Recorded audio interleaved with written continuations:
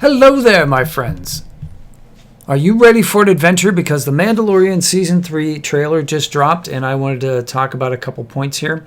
I like how the trailer starts with this wonderful scene, very emotional scene, between the protector parent figure and the child figure here. Grogu, you can barely see him, little fingers sticking out there, and little fingers sticking out there for Mando as well. That's very reminiscent of the Sistine Chapel Michelangelo painting of God and man, and it's kind of that sort of protective parent and innocent child thing. And then there's a bunch of IG parts right here that Mando's dispatched in Season 1.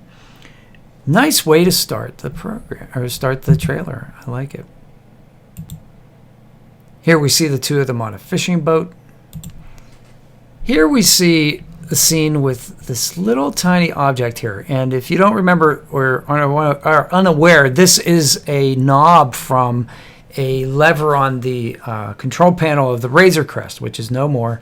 But this is the very first thing that Mando lets Grogu play with. It's like a toy.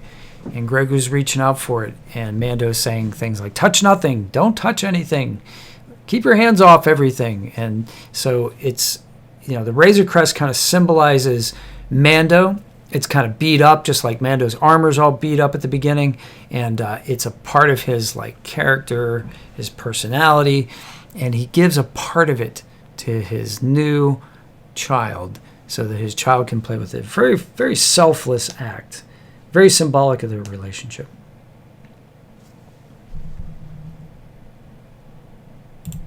Here we get a shot of the new ship.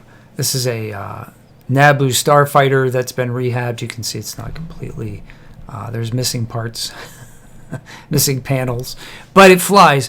And it was Peli Moto who helped Mando construct this. So what we've got here is basically a two-seater, although we'll find out it's actually a three-seater a little bit later in this preview.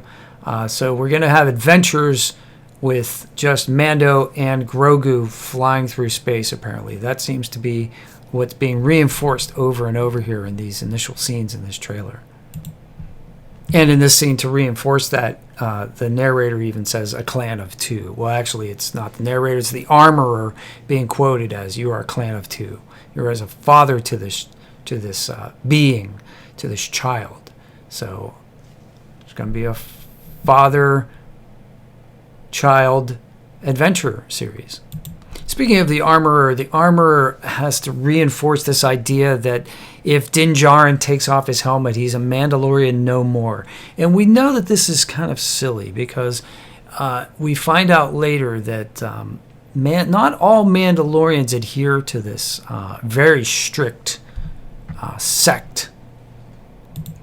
But not before we have a battle in an asteroid field, because, it's Star Wars. And this goes back to The Empire Strikes Back. What's really nice about this trailer is they're tying in things not only from the Mandalorian series, but they're also doing little fan service homages to the other movies and series. So this is obviously from Episode 5, The Empire Strikes Back, the battle in the asteroid field.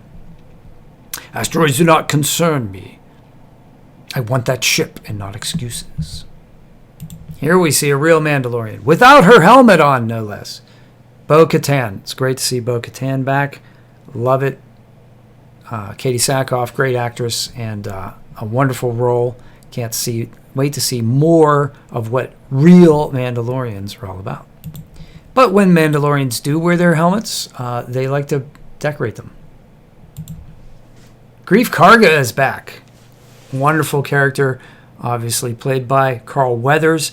Did you know that when Carl Weathers went into screen test, they wanted to put a full prosthesis, a mask on him? He argued for the idea that, people recognize his face. So why are you paying me so much if I'm not going to show my face? And we still would have known who he was through all that makeup because he's got such a great voice. But it's good to see him full-faced and as a character in Season 3. Here we see R5-D4, or some very similar droid.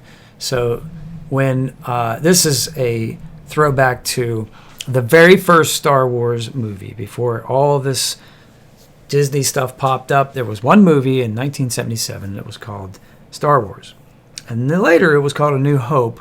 And in that movie, Luke Skywalker and Uncle Owen are buying droids from the Jawas. And they buy C-3PO and R2-D2. But at first they weren't going to buy R2-D2. They were going to buy R5-D4, which this robot looks very much alike. And he had a bad motivator, so they ended up buying R2-D2. And thus the entire legacy was born, because with R2, there's a lot less Star Wars story. Here we see Bo-Katan on her throne in a throne room. So hopefully this is a kind of a throwback to Star Wars Rebels, that animated series, and also the animated The Clone Wars. So we know that Dave Filoni had a lot to do with those animated series, so it only makes sense that since he's involved with The Mandalorian, that there would be some throwback to those. And what would Mandalorians be without jetpacks? Ever since we saw Boba Fett in The Empire Strikes Back, we always wondered about the jetpacks, so it's great to see that we're going to have jetpack scenes in this live-action series. Kowokian monkey lizards. Oh my. It's great to see the Kowokian monkey lizards. Obviously, the first time we saw them was in Episode 6, The Return of the Jedi, Salacious B. Crumb being the name of the monkey lizard that was the companion or pet of Jabba the Hutt. But we also see these characters very early in the first episode of The Mandalorian. There's a scene in the town where one of these is being roasted over a spit, and another one is in a cage nearby, and it's kind of doing that groaning, knowing that it may be next to be on the menu. So a great way that Mandalorian shows it's going to be funny as well as dramatic, and also throwback to other movies in the series. And this looks suspiciously like Dr. Pershing, who was in the first season as well, and was kind of a bad guy because he was working for the remnants of the Empire in order to help the client, is the name of the character, played by Werner Herzog, that great voice. But this character, Dr. Pershing, was testing Grogu's blood to see if he had Force abilities, and it looks like he's going to make a comeback. And he was kind of a good guy in Season 2, right? Because he helped out our heroes get on the light cruiser to help rescue Grogu. And here's Pelimoto. Gotta love Peli. She's like more comic relief in the series, which needs some comic relief. Sometimes can get a little bit heavy and action packed, but she's kind of like the adopted babysitter of Grogu, and it looks like she's also going to introduce Mando to R5-D4. And this is a progression in the character of the Mandalorian, because at the beginning we understand that he doesn't like droids, but it seems like he's actually going to take a droid companion on. So good to see that the writing is paying attention to character and developing character.